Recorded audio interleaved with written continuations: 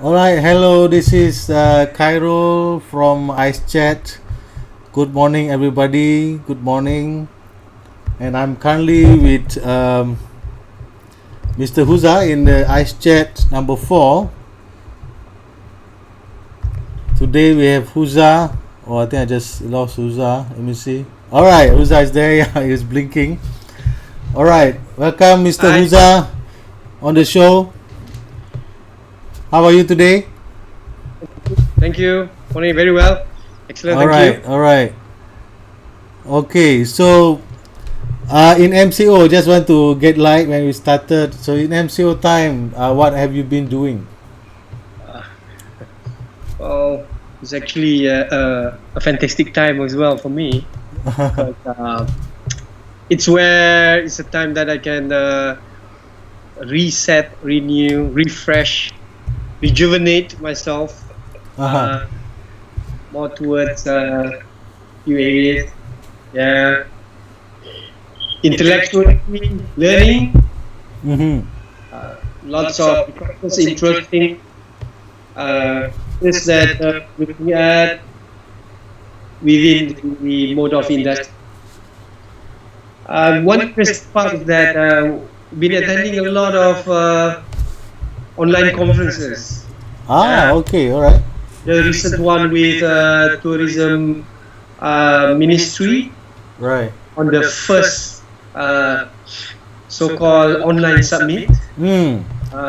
participated by more than 1,500 industrial player. Wow. That's This good. last week, right? Uh-huh. Well, I thank you also. I got a chance now to be live with you. Uh-huh. Yeah. Thank you, thank you.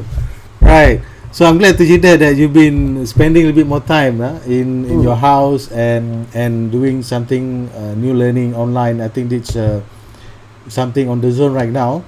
Mm. And can we maybe you can share a little bit about what is it that you're going to talk about today and what are we discussing?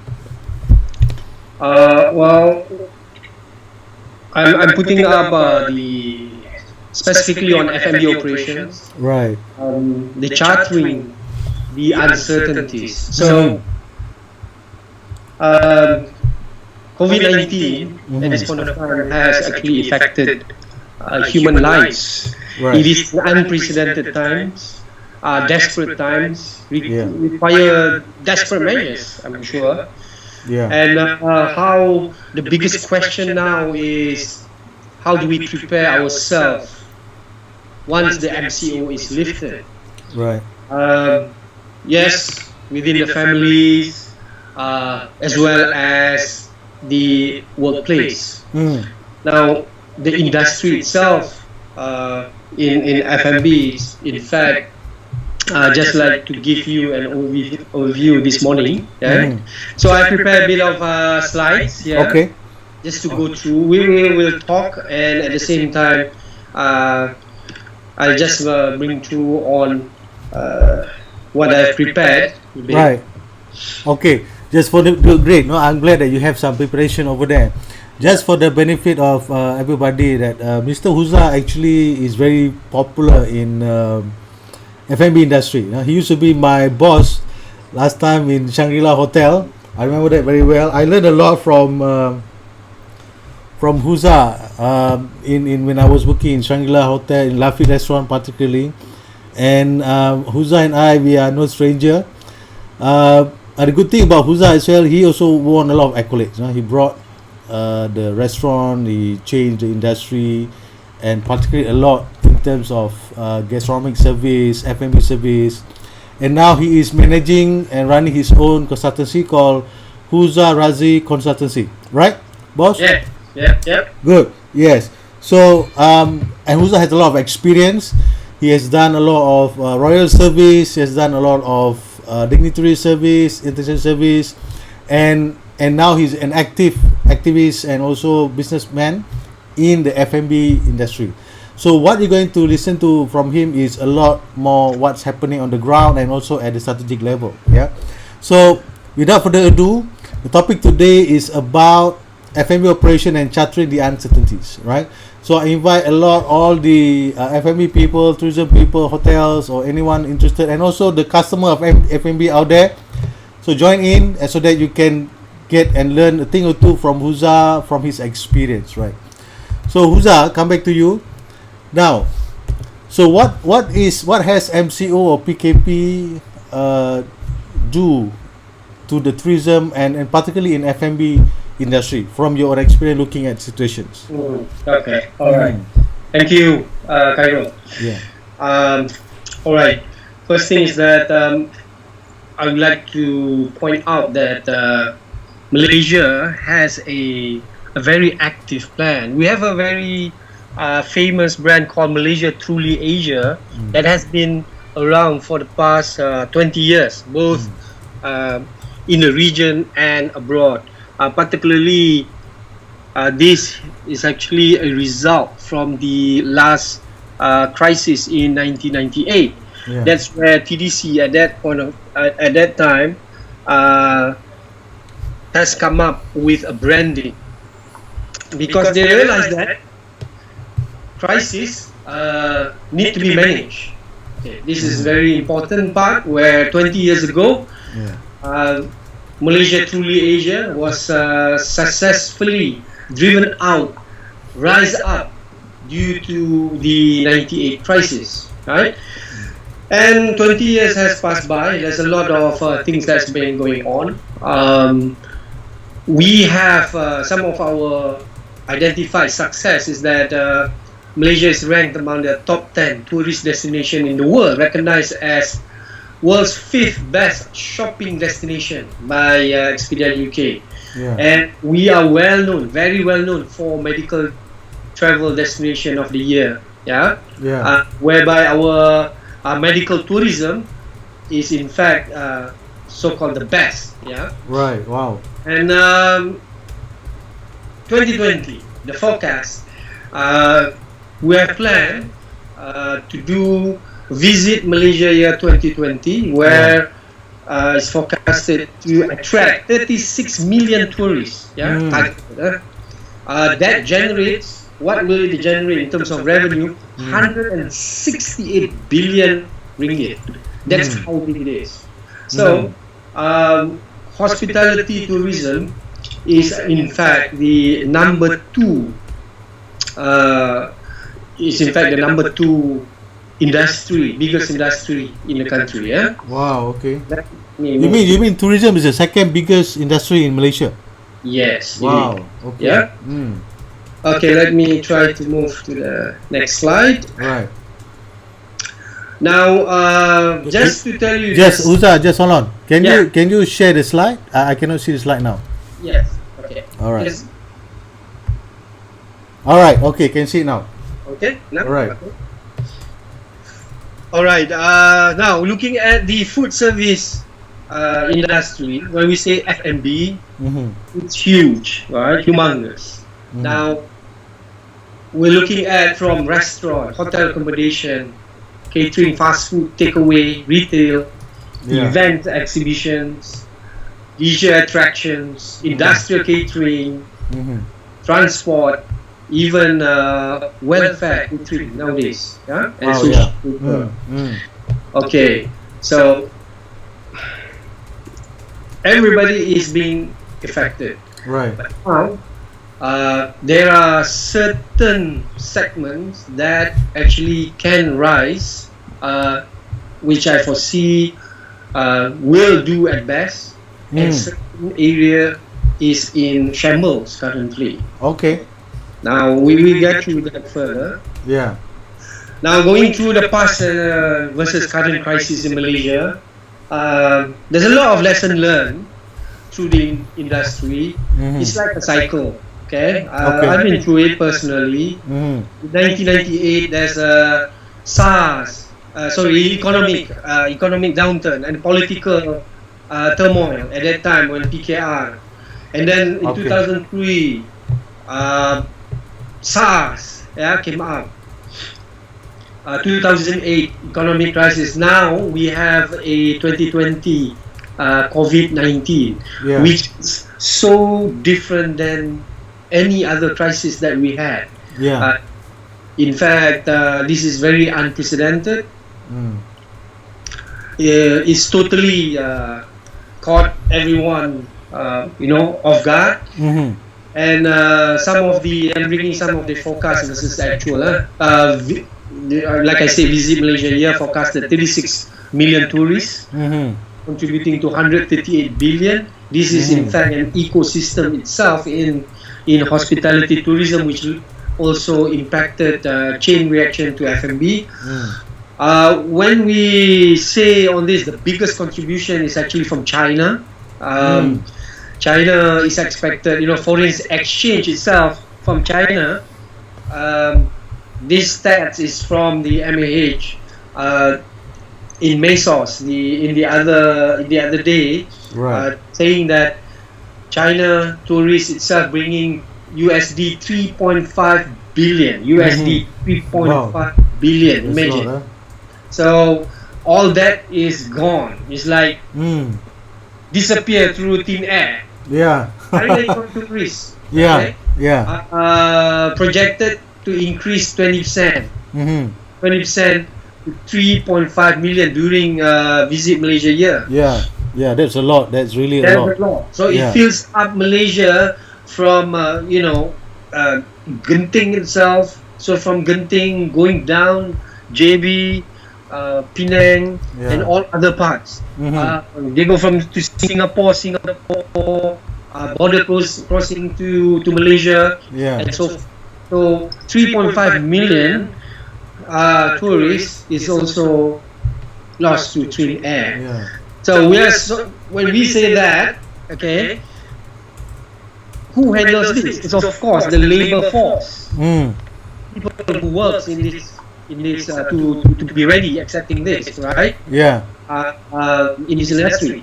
So if you look at the breakdown given, agro is at 10%, manufacturing 37% labor force, Right. but service is 53%. Wow. So services include of the hotel, the traveling, transportation, all this service is all the eco travel system component. Sorry. No worries. Wow, looking at this, it means that those projected revenue are now gone, right? Yes. That's huge to the economy. Yes, very, very huge. Of course, at this point of time, the statistic given by MAH for hospitality travel, quarter four last year, 2019 shows the lowest growth in 10 years. Okay? Wow, in 10 years, huh? That the successful brand of Malaysia Truly Asia has a downfall. So it's already shown in the quarter four. Coming in quarter one and quarter two, we're talking about now MICE Travel Hotel already on the books. This is latest released out to the tourism minister last 4 days ago. Loss of 8 billion cancellation. Okay, we're talking about hotel occupancy declining to below 25%. There are so many units of hotels, right? Especially in the city, in all over major city in the country. So it doesn't fill up. Cancellation losses amounted to 2.5 billion. Wow. So there's a huge amount of dollar sign, right? Yeah. Business events. We're talking about now going into business events. So Malaysia has been a good run competitor in the region. You look at like Bangkok, Bali, Jakarta for events. Yeah. So in Q1, the statistic being released by the MICE by Mesos, quarter one, 730 major business event has been cancelled. these 3 months, 713. Wow. Quarter 2, 537 is now already postponed to another 10 to 12 months. Yeah. So already next year, January, December, January, it's already been filled up. So they're looking for spaces for whatever that have been postponed now. Now, cancellation and postponement of event amounted to 8 billion ringgit. So this is a huge plunge, right? So the pandemic has actually, affected this industry. Yeah. Just now, Huza, you mentioned about post-COVID bookings are surging, right? Okay. Because of the cancellation. Yes, for the cancellation, for the events, cancellation. Yeah. Of course, what's been cancelled or postponed now. Yeah. To find a replacement, where to do it. Okay, I give you an example. Dubai, the World Expo Dubai, the biggest expo in the world, about to take place this year, July. Yeah. It's already been announced to be in 2021. 2021. Okay. Okay, Olympics. Look at the Olympics. Yeah. Right? In Japan, Olympic Japan, it's already announced to be postponed. I mean, you imagine what has affected regionally, what's affected globally to us. Yeah. Right? Pandemic. Yeah. Now, I have interesting here slides. Right. It can be used in terms of decoding the economics of COVID. Yeah. There's however, there are potential winners and potential losers. All right. Of course, if we look at the winners, of course, now medical and supply services are the winners. Yeah. Food processing, retail, personal healthcare, and ICT. These are the top 4. Yeah. See? Okay. So now we decode the losers. Yeah. Okay. Tourism and leisure, hospitality, aviation and maritime. These are biggest losers. Yeah. Automation. Yes, we heard already about Toyota, Honda is closing down globally and all this. But tourism itself, we're talking about context of hospitality, tourism. We are at the bottom low. So now we realize on this. Yeah, I kind of like that you mentioned earlier, Huza. Just a sec. I kind of like what you said earlier, where while some sector look bleak, but there are other sectors who are actually growing like crazy, right? I mean, their growth accelerated, right? So in your opinion, right, would you expect some business model change in the F&B industry post-COVID? Yes, definitely. We're gonna go into that. Alright, sorry, I got too excited to see there's a silver lining. That's great. Yeah, alright. Okay, go ahead. First, when we decode things, in the decoding, I think interesting enough, we're looking at the elements of e-commerce, e-commerce and ICT. These are potential winners. So the directive, generally, for F&B should be involved in this area. Right? Okay. Okay, now I'm going to go first towards the scenario of one scenario of manpower, which is currently most talked about, which contributes to the country's revenue. We as Malaysians, we look at this. This has been released out again to the Ministry of Tourism. We look at it's the highest professional area that got affected. We have also, of course, like accommodation, transport, health, manufacturing, and all these people involved. But interestingly, if you look at the F&B, again with arts and recreation, Mm-hmm. it's been hit hard at 35% lost job. Okay. Mm. Yes, this the one of the we are in the top three affected lost job. Yeah. Not Are these in the full time about sector or the part time sector, Huza? this is the actually permanent staff. Yeah, Permanent permanent staff. hiring. Yeah, Yeah. part timers. If we look part timers, it Yeah. means with no business, the part timers are gone. If we Yeah. look at permanent hiring is no longer valid, then the Yeah. part timers is already out of the out of the game already. Yeah. So looking at the unpaid leave status Mm-hmm. also very hard. It means that Mm. I knew for the fact that hotels, 5-star hotels, 4-star hotels at currently Mm. is doing the practice of unpaid leave to the staffing. Mm. So these are desperate times. Mm. Business owners have to survive, right? Yeah. They're thinking how we want to move forward with this. Yeah. Now we are looking at MCO. Well, China finishes off their MCO for 76 days. Yeah. Wuhan. So we don't know how long we're gonna go through it, but I'm very glad that Malaysia currently stands at number one in terms of its medical, our rating for managing Yeah. during this time of MCO. Second Yeah. comes German, in fact, right? Yeah. So everybody knows that.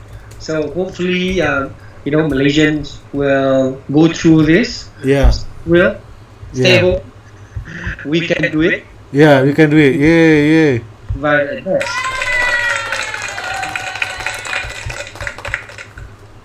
All right. okay, so Mm. the whole picture that I painted out, if you can see, is very concerning and very Yeah. It's very bleak. Yeah. right? Very badly hit. Yeah. Yeah. Yeah. So Well, statistics yesterday, actually Huza, we talked. We had some feedback yesterday where we talk about, okay, now that the business is impacted and we have this delivery booming, but it's not just about business. Food safety. Food F&B is also about food safety, hygiene. So how does this going to be impacting the customers, for example?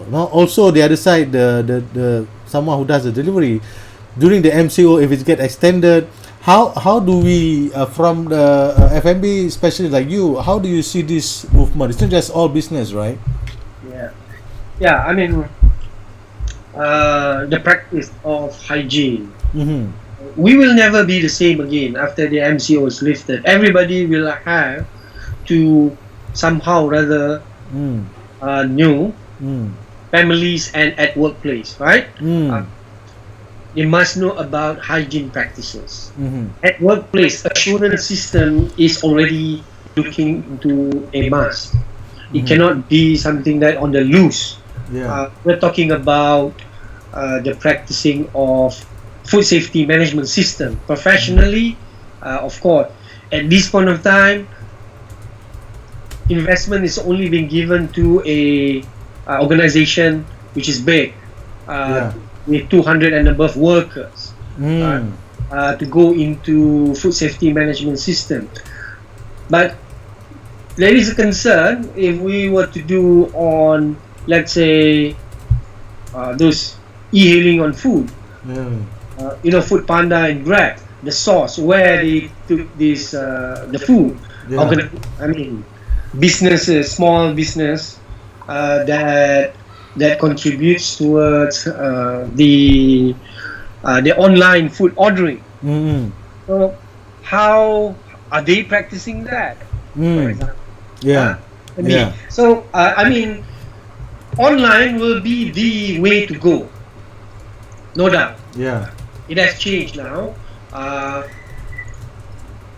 The style of business F&B is moving towards technological to reach out people out there, with less interaction. Mm.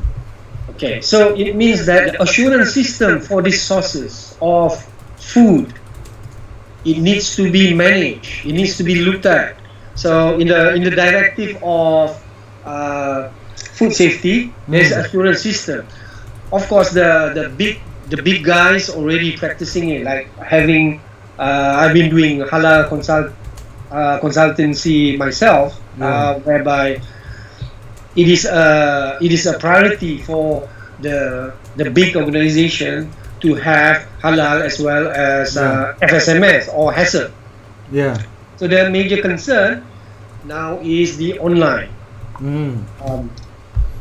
It is a swing that going to be focused at, but will it be controlled?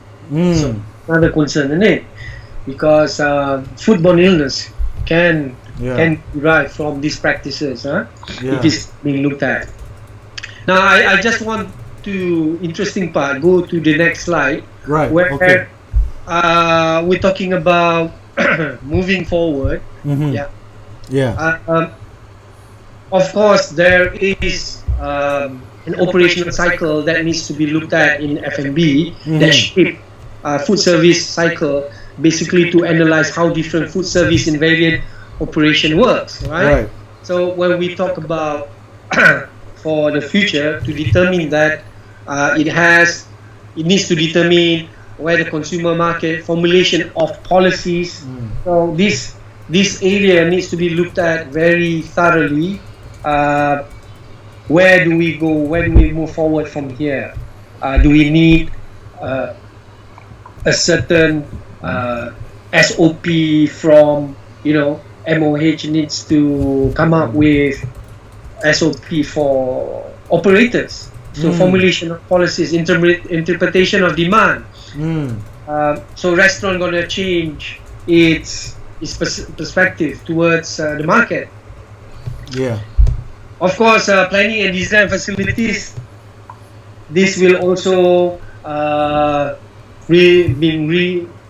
relooked again by all businesses that wanted to go into technological aspect, go online.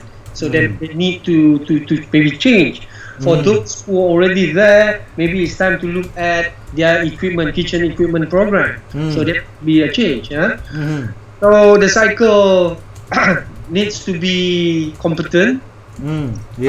Part where monitoring consumer monitoring the consumer satisfaction is can be done also. At a pace where in 8 to 10 months time, people will already know what is best, what is affordable, who is competent out there. Yeah.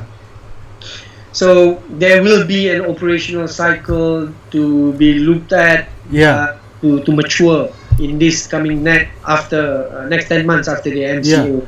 Huza, okay, I like the part where you mentioned this, right? So so do you expect the big incumbent players change?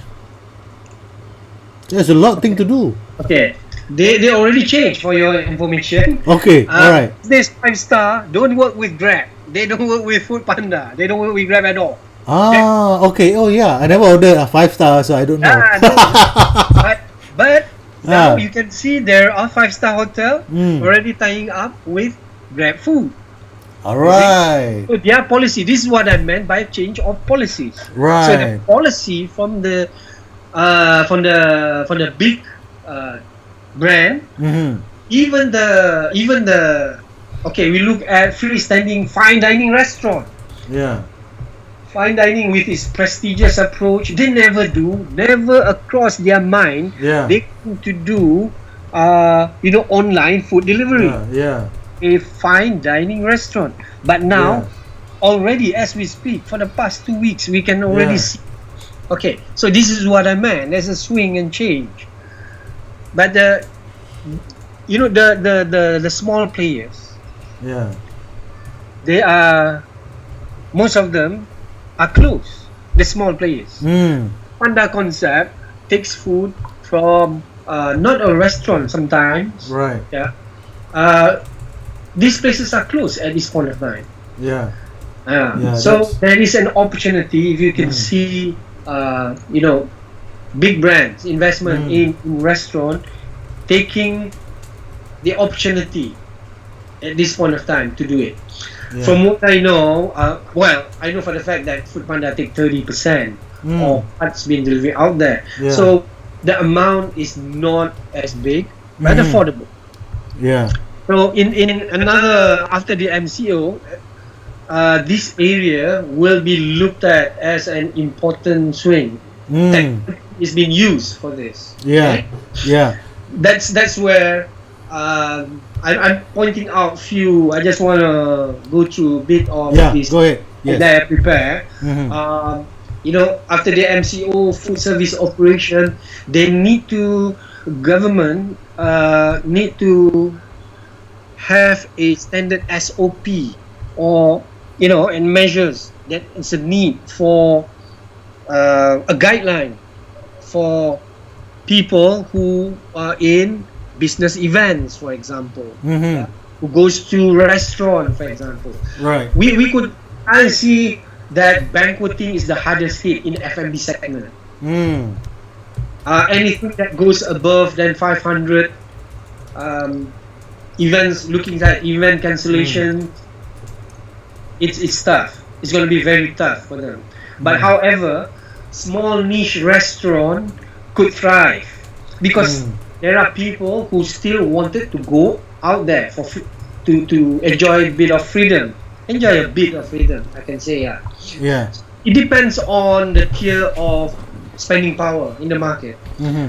F&B industry player will look at a study Mm-hmm. to tap in this different various tier of market. Right. Okay, we're Right. looking at from millennial spending power right Mm-hmm. up to Gen X. Mm. By age, by demographics, by there's a lot of things that you're gonna break it down to. Now, if we look at what are the things that is a concern. So the measures that some that I foresee, I forecast that will come up with in FMB areas, no handshake. Okay, so Malaysia has already that uh, welcoming notion. In fact, that was launched by Dr. Sri Kadir Sheikh Fazil. Remember, this was like Yeah. years ago, Yeah. doing the bow for Malaysian. So maybe Mm. we can look. We should use that. Right. Shake, Right. but put it through your heart. That I find is already there to be utilized by Malaysian.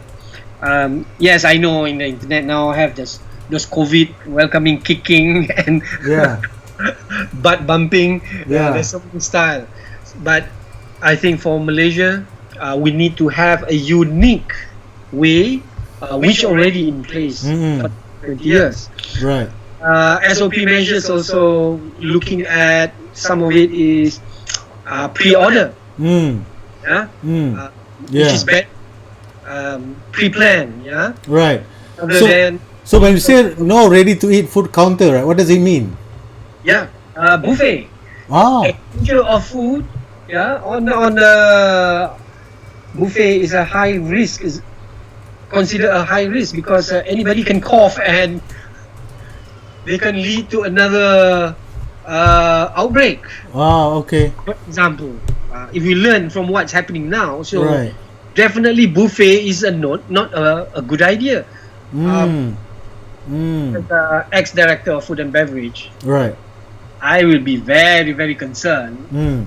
I look at the mass, public that come into and enjoying Mm. A buffet Mm. at this point of time. At this point of time, so I'm saying is that at this point of time, it is something that to stay away from. Yeah.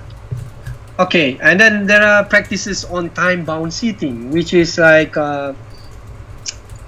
seating cycle, right? Uh-huh. Determining people at a shorter time to be in restaurant, not that they be there longer time.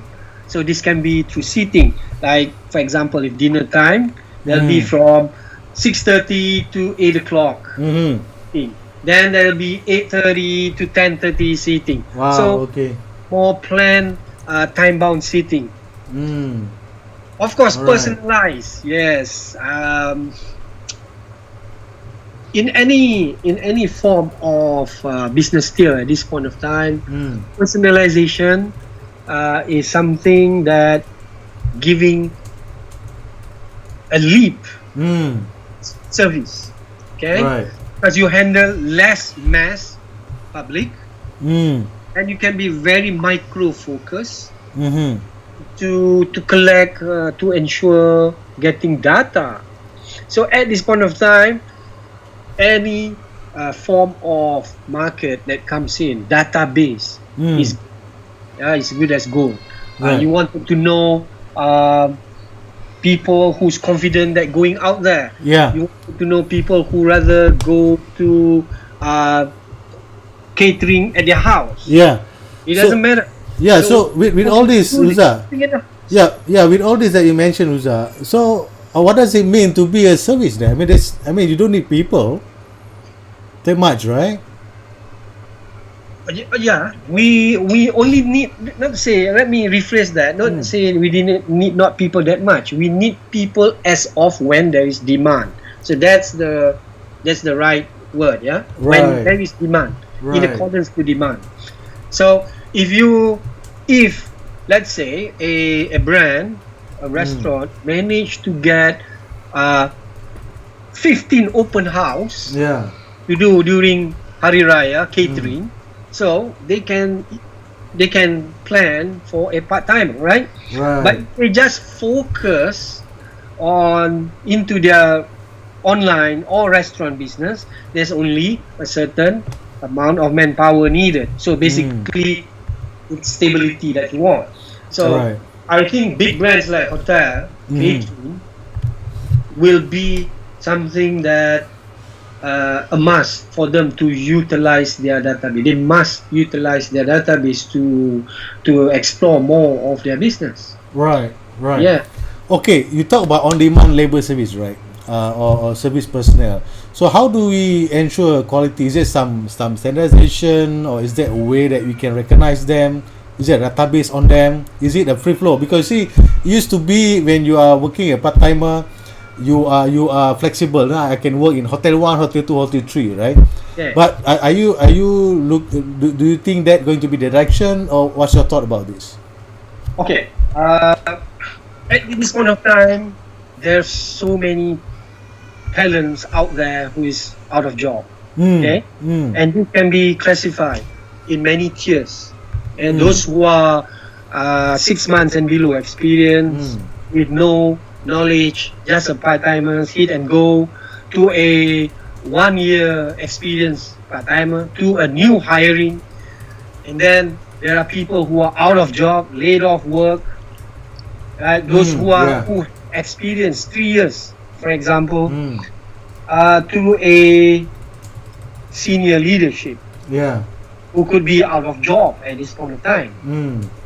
So there should be a study on impact on this in the FMD manpower, but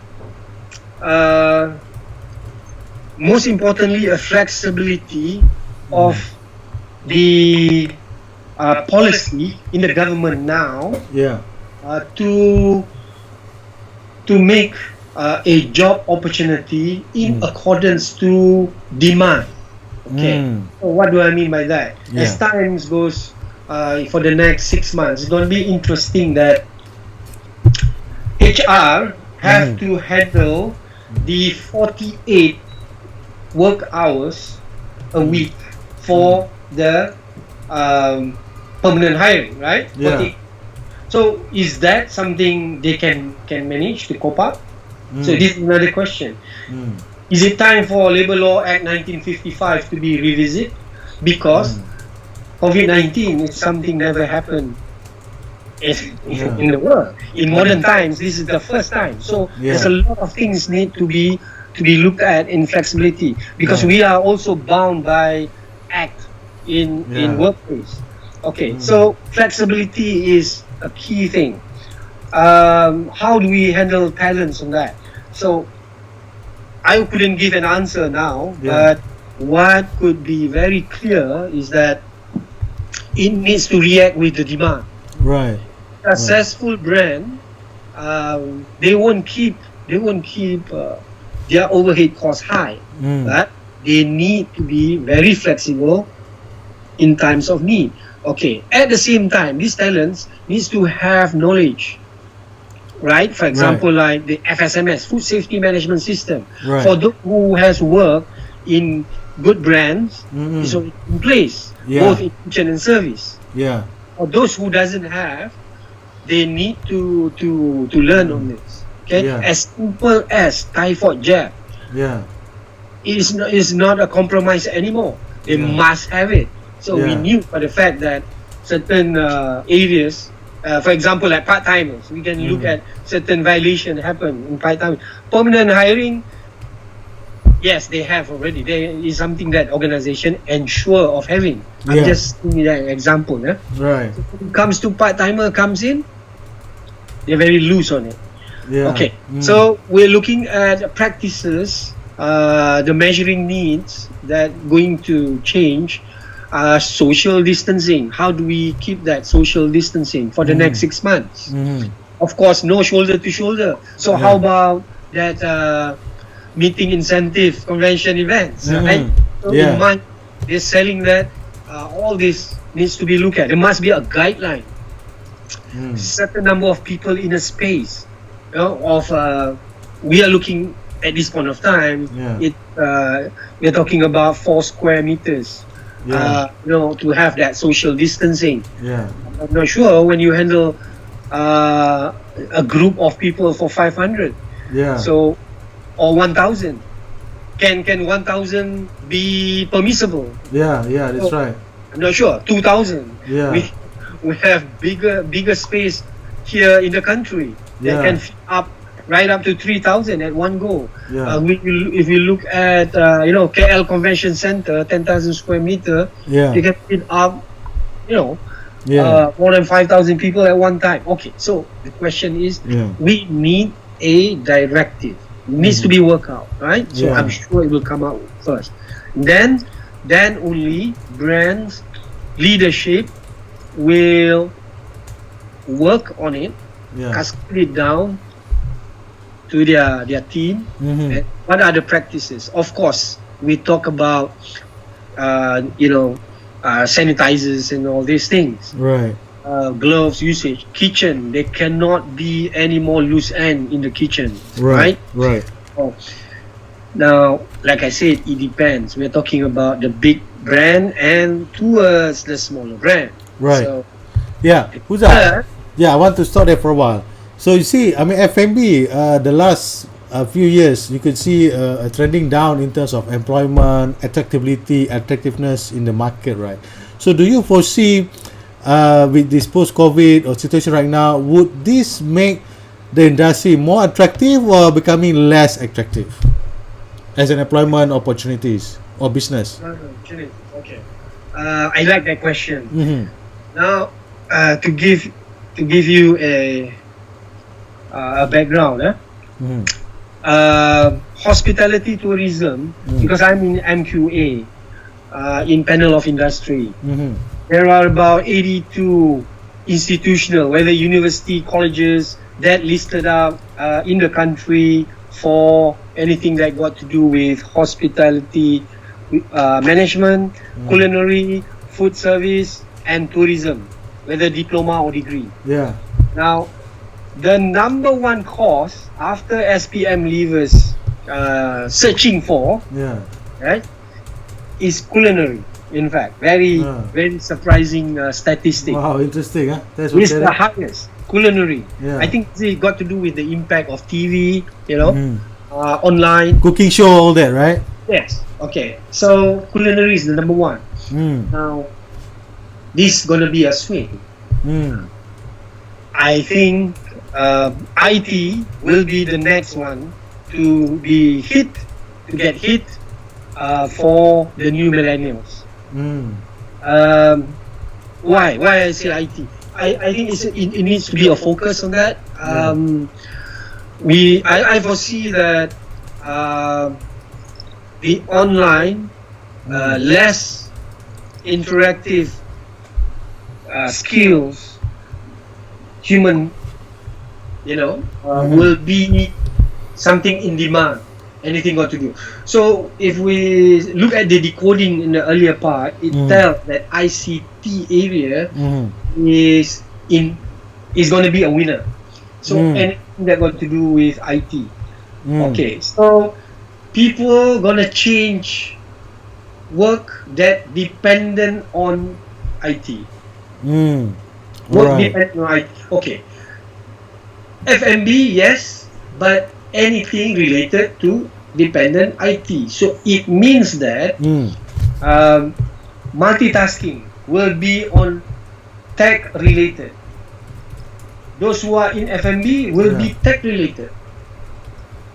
Right. Okay. The demand. So I don't know if the 40-year-old supervisor or if he is still a 40-year-old waiter. Right. Will that means he is in trouble. Yeah. But for the 26-year-old graduates, it's already in him. Yeah. He work harder. To do that. This is interesting discussion, Huza. We are now, although we subtract a little bit, but I like the fact that you have this experience in the education industry. So I think there's some possibility of some curriculum change as well, right? Post COVID, in hospitality, looking at now FMB and digital and tech. So no longer they just do only what they have to have tech embedded in their curriculum as well, right?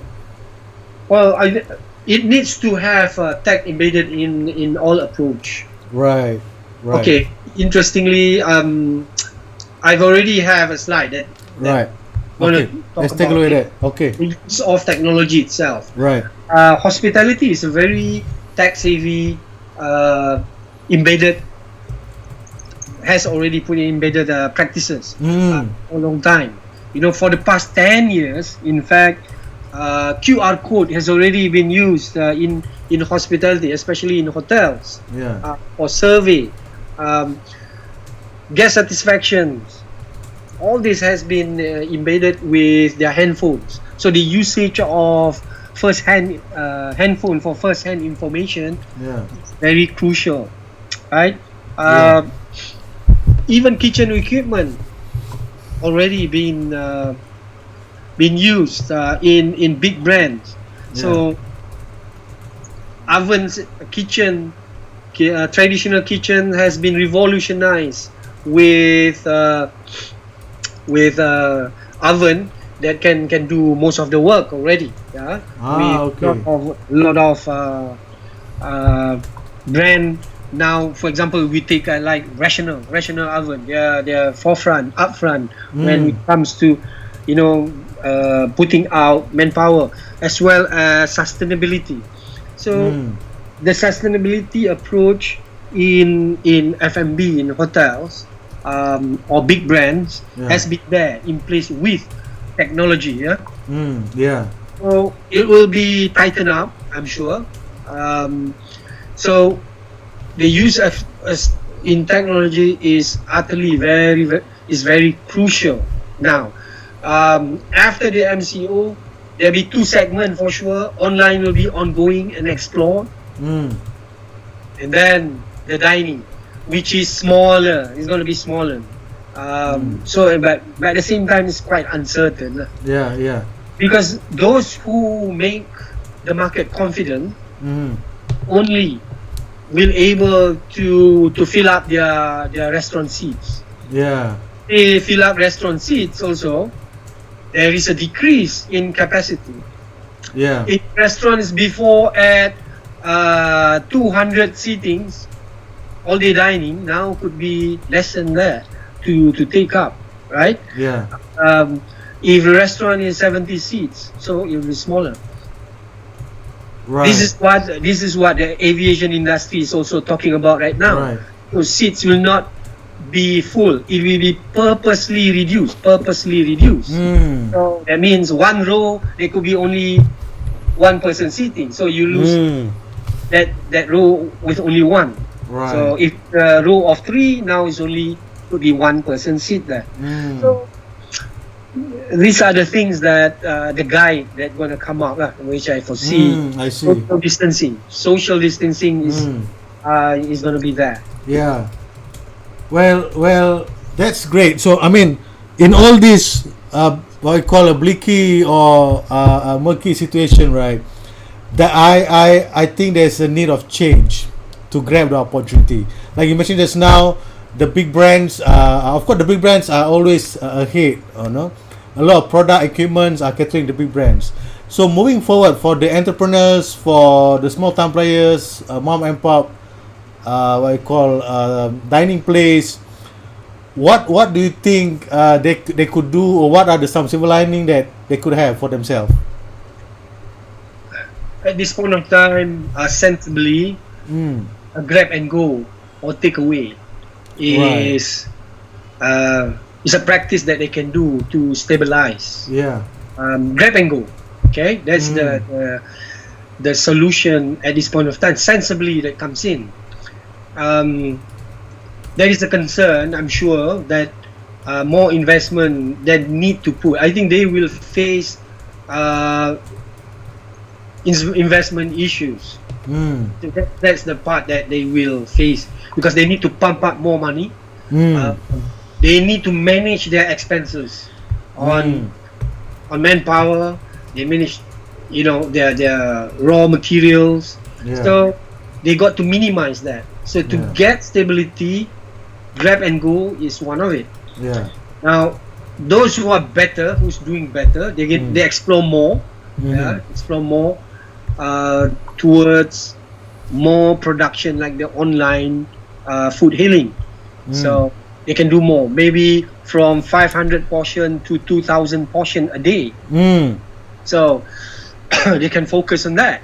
Right. If they already really have stability and can get people come to their restaurant, and only that online is one segment, and focusing on more top-up expenses or manpower for skilled services, Right. which is dining. Right. Okay, do you expect some major customer change of behavior post-COVID as the new normal? That is definitely okay. The market, of course, when we talk about human consumption, it depends on not only on spending power now. So I foresee that there is another category, the confidence level. Not only a study of demographics and all that. There need to be a note on frequency of going out. It needs to be there. It needs to already add up requirement as a pointer. So how many times you confident to go out for dining, for example, this particular restaurant or this particular venue, right? So times that you wishes to go. So this is an important data to know. Maybe there are people who only willing to go out 2 weeks once, fortnightly, or once a month, or there are people who's very bold enough to, I don't care, I want my freedom, I want to enjoy, or I have money, I want to spend. So it depends on that level where market needs to be defined. It's more defined. Even sometimes at this point of time, people who have money doesn't mean they want to go out, right? Right. There are people who looks at safety as utterly the most important thing at this point of time. There are mindset that are bold enough to go out. Right. So it's just that how we tap the market. We're not just talking about the lower market here. The context of people who spends 30 ringgit and below, and going to that 100 ringgit to 100 ringgit and above. Yeah. Yeah. 80 or 100 ringgit above. Yeah. So the niche will go for 200 ringgit and above in power. Yeah. Yeah. So that could be very niche. That will come in maybe soon, maybe later. Right. Not now. Right. But at one of time, there is a need to have food. Yeah, that's right. Driving because they needs to have food. Yeah. We need to have So food. that's my next question. Do you foresee, or do you expect, or have you seen some increase in food supplies or raw material? Yes, of course. Mm. Of course. Mm. Now people trapped in their houses at this point of time. Right. Yeah. Trapped in their houses. Mm. They can only go out at certain because of safety. Yeah. The repetition of going out is very less. Mhm. With the MCO, everything is less. So Mhm. that's why there's a thriving activity in this food hailing. But after MCO, this number could change. Mm. Right? What I'm saying is, instead of Food Panda, Mm. maybe a catering company from the hotel goes to the house and do a feast. Oh, all right. Yeah. Yeah. So Yeah. that's one opportunity as well. Yeah. So that's what I'm trying to say. Yeah. The behavior pattern of the market as well as the organization needs to change. What is the new design takeaway? Yeah. Takeaway containers, boxes. Yeah. This could be very interesting to see. The IT designers, Yeah. or sorry, the designers themselves could is one area that could thriving. Yeah. The design artwork, Yeah, design yeah. artwork of, and then container manufacturing of containers. Yeah. Is it gonna added to the guideline of food safety management? Right. Are we going back, not looking at sustainability? So Right. we're going back to plastics, for Yeah. example.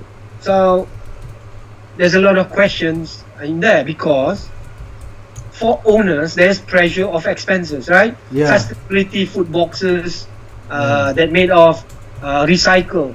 These are a bit more expensive Right.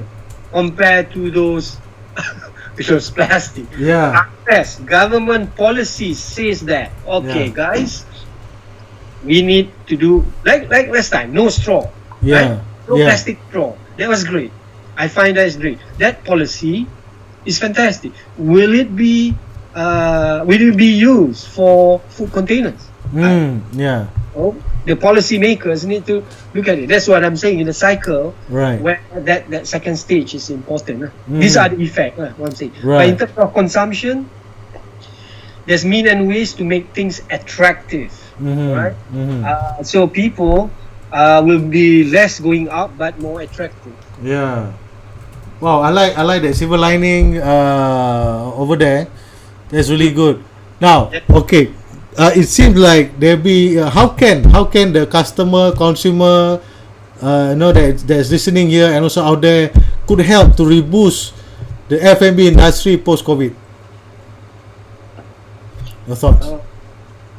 Everybody has a need to do socializing, right? Yeah. Everybody, it's a nature of people to get together, celebrate life itself. So restaurant is a venue for that. There's always a favorite restaurant, favorite bars, favorite a lot of favorite things, right? Favorite food, favorite dishes, favorite cake, blah blah blah, so forth. People will still continue on that. But the sad part, there's also going to be a sad part where after the post-COVID, they're going to see that the restaurant is closed. I couldn't find any more my favorite cakes or my favorite croissant or my favorite bruschetta or my favorite dish, right? So there's an impact, but people will always find ways or look at interesting things. Right. Behavior pattern shows that millennials always changing. They never stick to a loyal place. Right. Gen X and baby boomers tend to have a fixed favorite places. They will be badly affected if their favorite restaurant closed down because Yeah. they want to see their favorite manager, favorite waiter. So there might not even be favorite waiter anymore if the Yeah. place Yeah. not allowed to dine. Yeah. So yeah, talents. This is fact. The talents themselves. Yeah. Yeah. So after this MCO, yes, it will still be a boost for people to go out there. Right.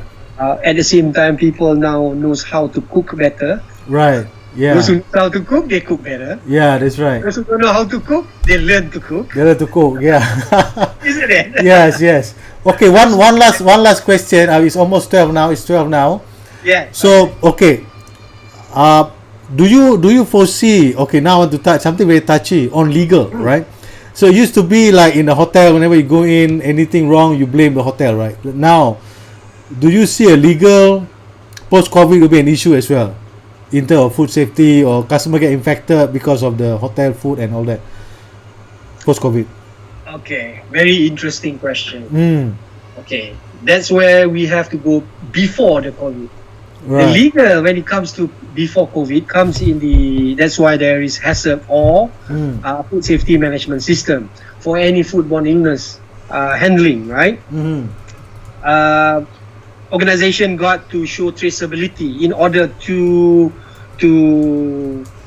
put away that liability of legal going to be imposed on that brand. All right. Okay? Traceability, that's the thing, the confidence level in the market, having food safety management system. Right. Now, as for when it comes to COVID, it's also something got to do with handling microbiome. So it means that practices is the brand practicing among its staff or given training among staff on handling this deadly virus. So it is a must. So practice. Sanitizers need to be placed minimum. It needs to be placed everywhere. Accessibility, gloves, no buffet, for example. No ready to eat food out for display in the counter. So these are dangerous practices that could lead to dangerous times again from occurring. So I think in terms of legal, the guideline needs to be released out from MOH for public spaces. Then from there, if those who don't adhere or don't follow this guideline, then legal steps could be taken as far as that. Right. At this point of time, everybody is concerned about how FMB gonna be without this guideline. Right. Or business events. Okay. Okay. Huza, thanks so much. It's 12:03. Your final words, parting words. 1 minute for you. Okay. We need to reset, renew through new unique selling points. In other words, manpower and talents. Malaysians have to be more multitasking towards technology in F&B. And kitchen equipments with new purchase programs ready to be in place. Make your kitchen more efficient. Personalized service, compromising levels on it.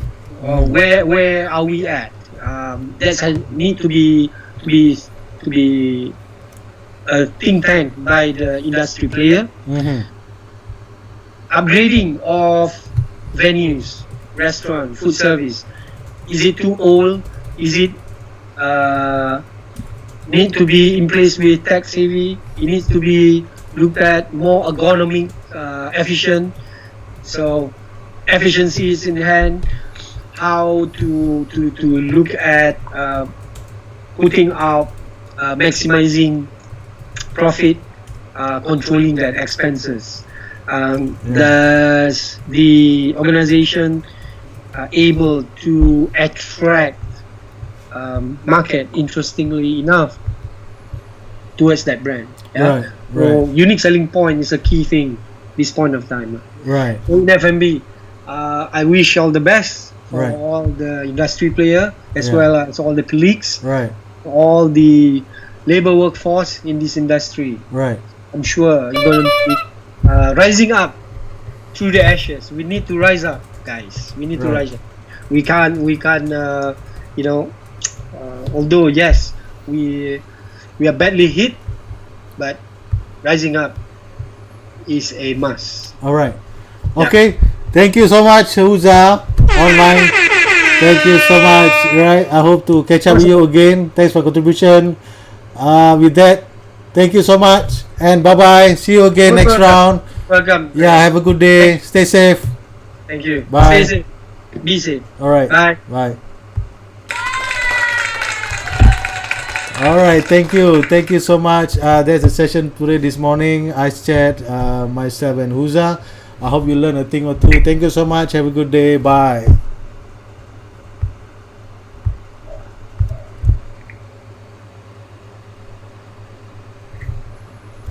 And tomorrow, yeah, I forgot about tomorrow. So for tomorrow, tomorrow I don't have any session, but next week we're going to have something interesting. Let me share here what we have next week. Next week we're gonna have someone special. Yeah, someone special. I have on next week. Let me just feature here.